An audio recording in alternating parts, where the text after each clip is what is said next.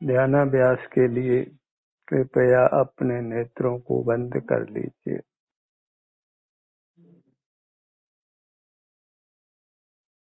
अपना मुख अपनी ओर कीजिए।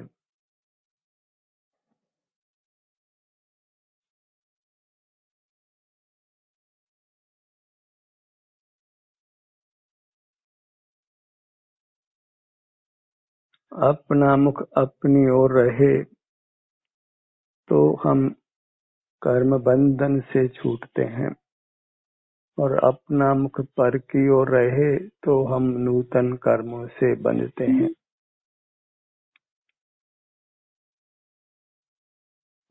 सुख का संबंध कर्म से है। यदि हम कर्म से बंधे हैं तो दुख का अनुभव करते हैं, यदि कर्म से मुक्त हैं तो सुख का अनुभव करते हैं।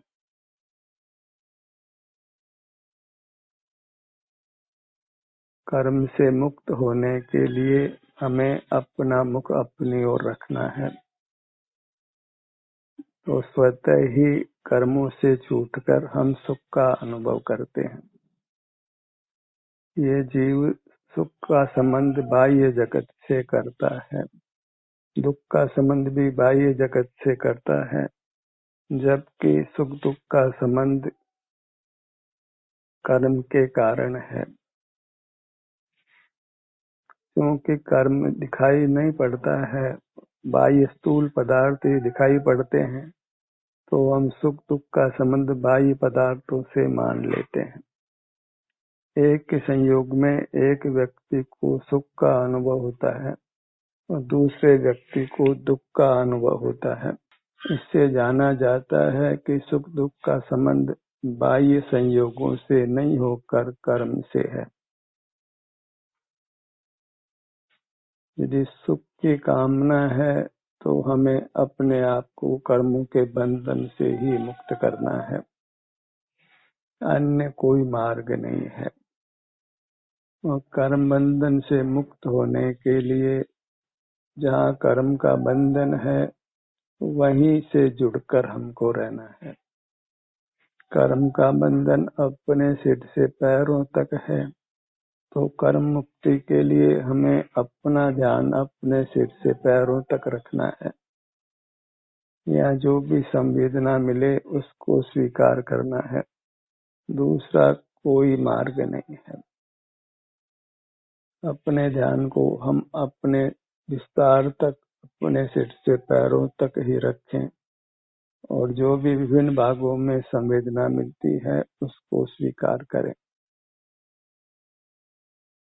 बहिर्मुख होकर बाह्य साधनों के फेर फार से हम सुखी होना चाहते हैं तो कभी सुखी होना संभव नहीं है।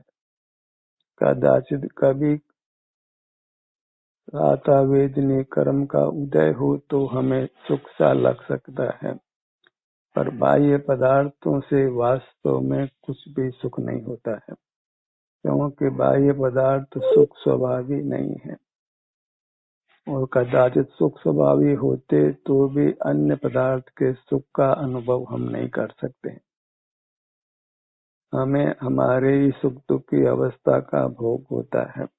हम यदि कर्म से नहीं बंधे हैं, जिसके कारण से स्वस्थ हैं, तो हम सुख का अनुभव करते हैं। कर्मोदय में कितने ही बाह्य संयोग प्राप्त हों, हम सुख का अनुभव नहीं करते। जहाँ बंधन है वहाँ नियम से दुख है, और जहाँ बंधन नहीं है मुक्ति है वहाँ नियम से सुख है। मोक्ष नाम कर्मों के बंधन से छूटने का है। वहाँ फिर सहज ही जीव को अनंत काल सुख का अनुभव होता है। कर्म के बंधन से छूटने का ही हमने सतत प्रयत्न करना है, तभी हम दुखों से मुक्त होकर सुखी हो सकते हैं। अन्य नाना उपाय हमने सब किए हैं, अनादि से अनंत काल बीता है, तो भी कर्म नहीं मिटने से आज भी हम दुख का अनुभव करते हैं। दुख मुक्ति के लिए कर्म बंधन से छूटने का ही सतत प्रयत्न करना है। इसके लिए अपना मुख अपनी ओर रखिए। आपका ध्यान अपनी सीमा में ही रहे, अपने सिर से पैरों तक ही रहे। यदि अप्रिय संवेदना भी है तो उसको भोगकर आप तत्संबंधी कर्म से मुक्त हो जाते हैं, और कर्म मुक्त होने पर स्वतः ही आपको अपने स्वभाव से सुख का अनुभव होता है। इतना सैद्धांतिक ज्ञान करके फिर हमको अपना मुख अपनी ओर रखने का ही प्रयत्न जारी रखना है,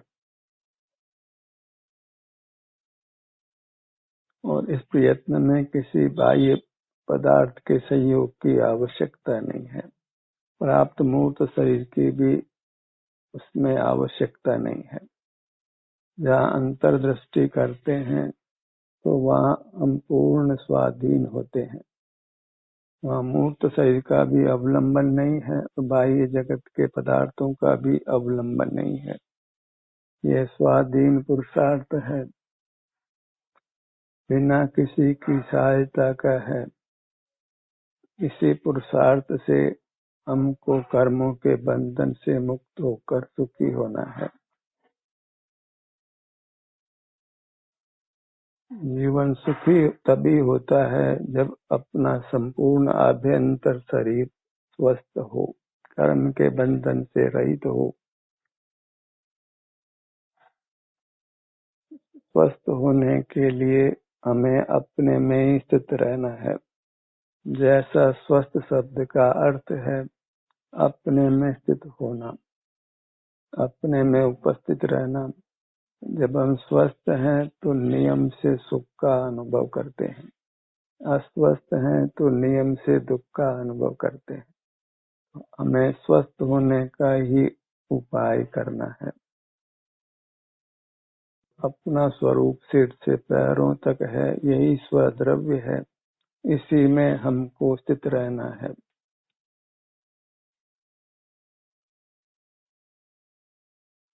बाहर में जो लाभ हानि की कल्पना की है उससे हमको मुक्त होना है।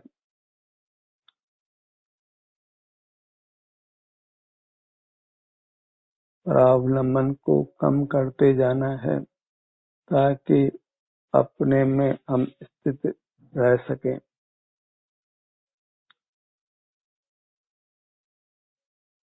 जहाँ परावलंबन है वहाँ नाना साधनों को जुटाने के लिए प्रयत्न करना पड़ता है। उस प्रयत्न में हम अपने से विमुख रहते हैं, नूतन कर्मों का बंधन करते हैं, अस्वस्थ बने रहते हैं, तो फिर दुखों का अभाव नहीं हो सकता है। इसलिए परावलंबन को छोड़कर स्वावलंबी होना है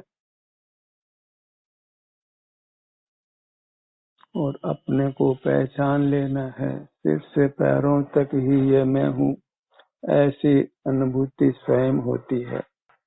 अपने में जो मूर्त शरीर मिला है वह हमारा स्वरूप नहीं है।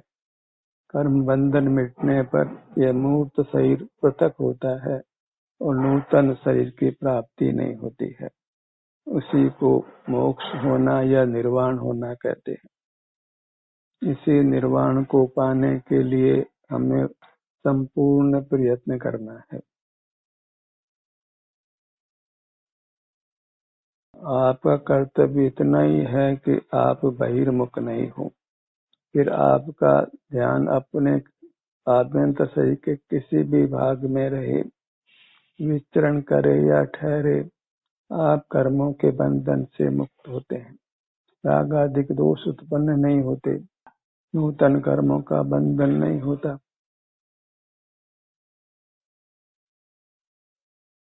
अपने ध्यान को अपने सिर के भाग पर लाइए। अपनी सीमा में ही विहार करना है, वह विहार भी स्वतः ही होता है। हमें बस इंद्रिय जय करना है।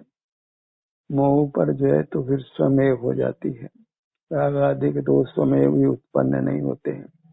बस बाहर का देखना जानना बंद करना है, बाहर के जगत से परिचय को कम करते करते समाप्त कर देना है। ये जीव बहिर्मुख रहने के स्वभाव वाला नहीं है, तथापि अनादि मोह से ये बहिर्मुख रहता है। उसी मोह को मिटाने के लिए हमें बहिर्दृष्टि को रोकना है। ललाट के भाग पर आइए।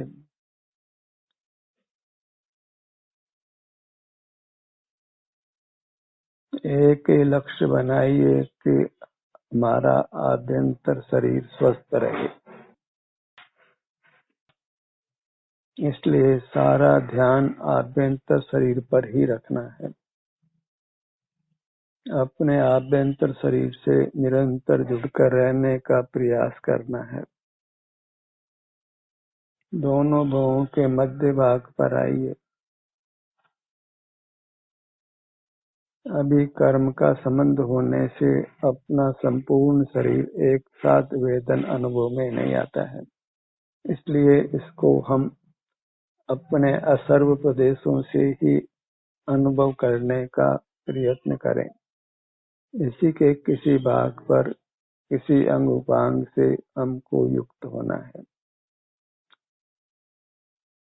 अपने नेत्रों के भाग पर आइए।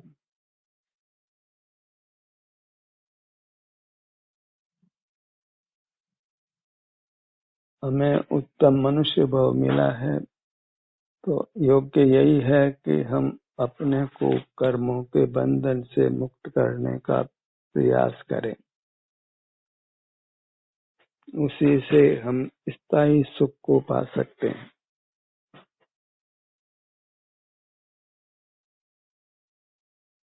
और अधिक दुखों को नहीं भोगना है, तो अपने को कर्मों के बंधन से शीघ्र मुक्त कर लेना है। नेत्रों के भाग पर आइए।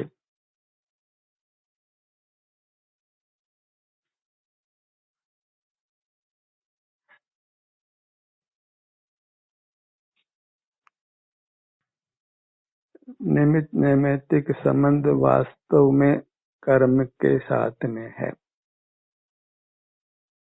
बाह्य जगत के पदार्थ तो फिर निमित्त के निमित्त हैं, कर्म के निमित्त के अनुसार प्राप्त होते हैं। मूल निमित्त कर्म है, उसी निमित्त को हमने हटाना है। बाह्य पदार्थों को लाने हटाने के बजाय हमें अपने कर्मों से अपने आप को मुक्त करना है। तो जीव और कर्म की संधि अपने आभ्यंतर शरीर में ही है, तो अपने आभ्यंतर शरीर से ही जुड़कर रहना है। उसी से वह संधि टूटने वाली है और हमें उत्तम सुख की, अविनाशी सुख की प्राप्ति होनी है। बायां नेत्र,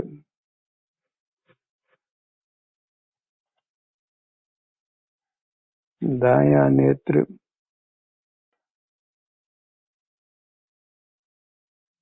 ध्यान की यही विधि है जिससे कर्मों का नाश होता है। इसी को तप संज्ञा है और यह स्वाध्याय से भी अधिक हितकारी है। स्वाध्याय में भी हम वास्तव में ध्यान का स्वरूप ही समझने का प्रयत्न करते हैं। स्वाध्याय का प्रयोजन ध्यान तक पहुंचने का है, और जब ध्यान करते हैं तो फिर स्वाध्याय का कोई प्रयोजन नहीं है।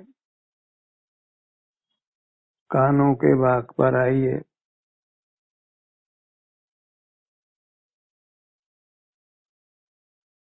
कुछ विचार नहीं करना है, बस अपना मुख अपने किसी भाग की ओर करना है। वहाँ जो भी संवेदना मिले उसको सुख से स्वीकार कर लेना है। उसमें रद्दोबदल करने का प्रयत्न नहीं करना है। बायां कान,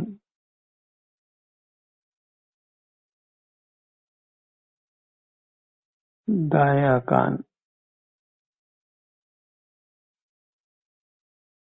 आप अपने किसी भी भाग पर जाएं, पर जाना अपने किसी भाग पर है। अपने अंग उपांगों पर जाए बिना आप दुखों से मुक्त कदापि नहीं हो सकते हैं, क्योंकि दुख मुक्ति का अन्य कोई मार्ग नहीं है। हमें अपने अंग उपांगों की ही शरण है, अर्थात उन्हीं के सन्मुख होकर अपने अंग उपांगों में जो सुख दुख की अवस्था है उसका अनुभव कर ही हम कर्मों के बंधन से मुक्त हो सकते हैं। जब ये अच्छी तरह समझ आती है तो फिर हम इस कार्य को पूरी तन्मयता के साथ करते हैं, निसंक होकर करते हैं। नासिका भाग पर आइए। बहुत स्वाध्याय करने के उपरांत भी जीव ध्यान के विधि को प्राय समझ नहीं पाते हैं और इस कारण से स्वाध्याय करना भी वृथा हो जाता है। और बहुत स्वाध्याय नहीं भी करें, अल्प स्वाध्याय करके भी जब ये बात समझ आ जाती है कि कर्मों से मुक्ति अपने अंग उपांगों पर अपने ध्यान को लाने से ही होती है, तो फिर वह निसंक होकर अपने ध्यान को अपने अंग उपांगों पर लाता है।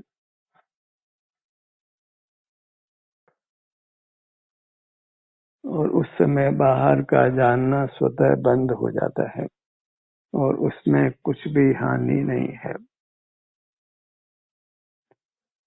होठों के भाग पर आइए।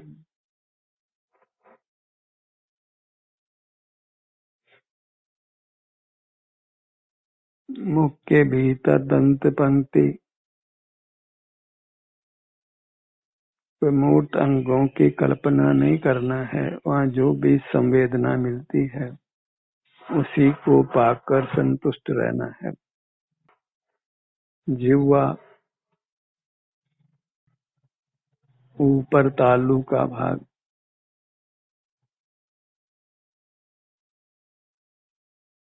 सुनने तक तो श्रोता को कुछ सुख की उपलब्धि नहीं है।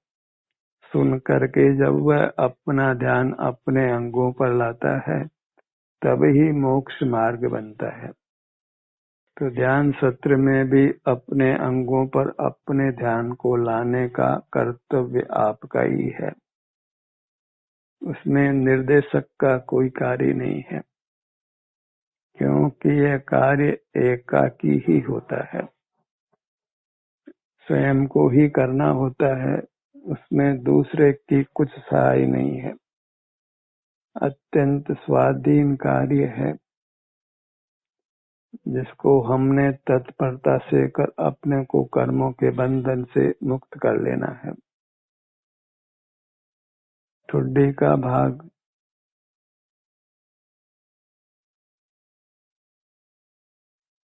पूरा मुखमंडल, बाएं कान से दाएं कान तक, सिर से ठुड्डी तक, मध्य में नासिका का भाग, बायां नथुना, दायां नथुना, बायां नेत्र, दायां नेत्र,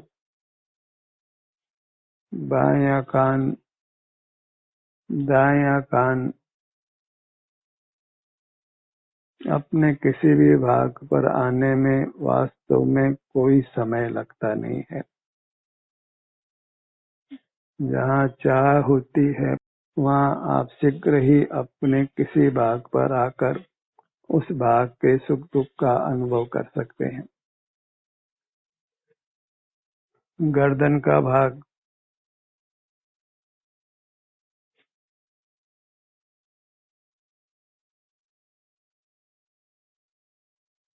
सीने का भाग, जिस भी अंग पर आप आते हैं तो आपके आने से वह अंग स्वस्थ होने लगता है। समय तो लगता है पर यह कार्य स्वाधीनता से हो सकता है। इसमें किसी प्रकार की कोई जोखिम नहीं है, किसी पर की सहायता भी नहीं है। धैर्य के साथ हमको इस कार्य को करते रहना है। पेट के भाग पर आइए।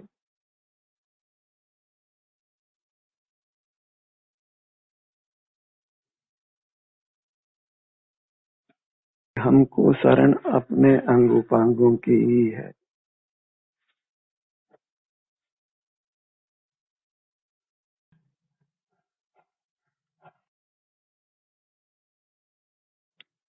किसी भिन्न पदार्थ की हमको शरण नहीं है।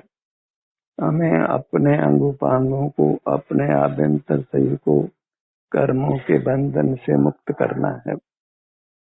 इसलिए जहाँ कर्म का बंधन है अपने अंग उपांगों में, वहीं से जुड़कर रहना है। और इस कार्य में देव शास्त्र गुरु का अवलंबन भी नहीं है। वे भी परद्रव्य हैं, उनके आश्रय में भी पराधीनता है। मोक्ष मार्ग अत्यंत स्वाधीन है। पीठ के भाग पर आइए।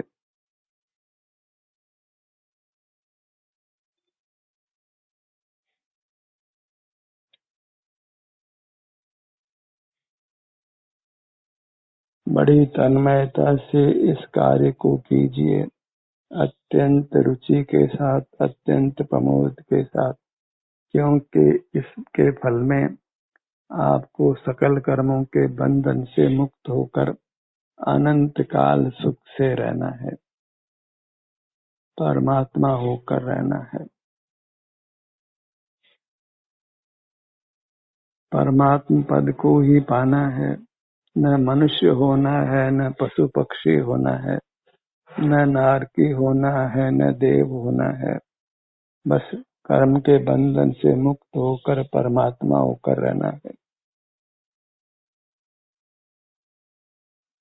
दाहिनी भुजा,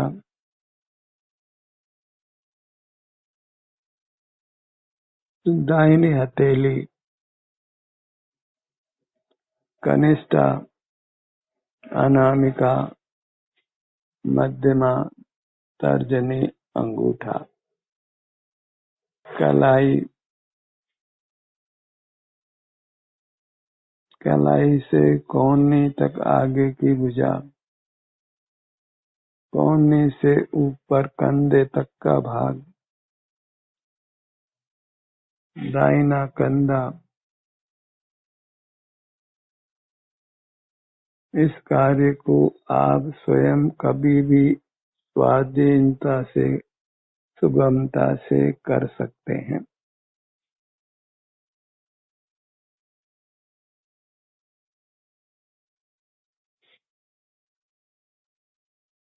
बाईं भुजा,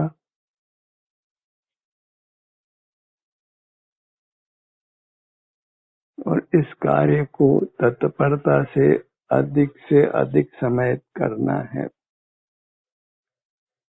अपनी प्रेरणा से, अपने सुझाव से, अपने हित के लिए ये काम आपको करते रहना है। बाईं हथेली, कनिष्ठा, अनामिका, मध्यमा, तर्जनी, अंगूठा। हम चाहते हैं कि हमारे सर्व अंग उपांग स्वस्थ रहें, सुचारू रूप से काम करें, हर कार्य को आप सफलतापूर्वक कर पाएं। इसके लिए अपने हर अंग उपांग को स्वस्थ रखना है। उसके लिए हर अंग उपांग को अधिक से अधिक समय देना है, हर अंग उपांग का अधिक से अधिक संवेदन करना है। बाईं कलाई, कलाई से कोहनी तक का भाग, कोहनी, कोहनी से कंधे तक ऊपर की भुजा, बायां कंधा, बाएं कंधे से दाएं कंधे तक का भाग, दाहिना पैर, दाहिनी पगतली, पांचों उंगलियां, एड़ी, टखना, घुटना, एड़ी से घुटने तक का भाग, जंघा, बायां पैर,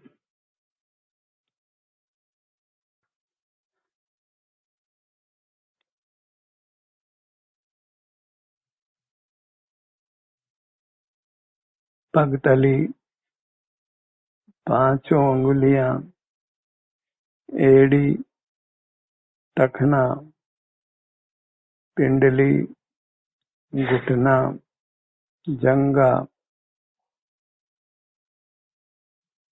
इस प्रकार हमको अपने आभ्यंतर शरीर से इसके कतिपय प्रदेशों से अंग उपांग कर इसका संवेदन अनुभव करते रहना है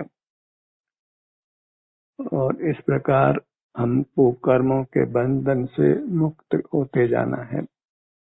इसी क्रम में संपूर्ण कर्मों का क्षय होकर परमात्म पद मिलना है, अविनाशी उत्तम अतीन्द्रिय सुख पाना है। इसी अभ्यास को आप स्वेच्छा से, स्वाधीनता से, अपनी आत्म प्रेरणा से अधिक समय तक करने का प्रयत्न करते रहें। ध्यान का ये सत्र यहीं समाप्त होता है।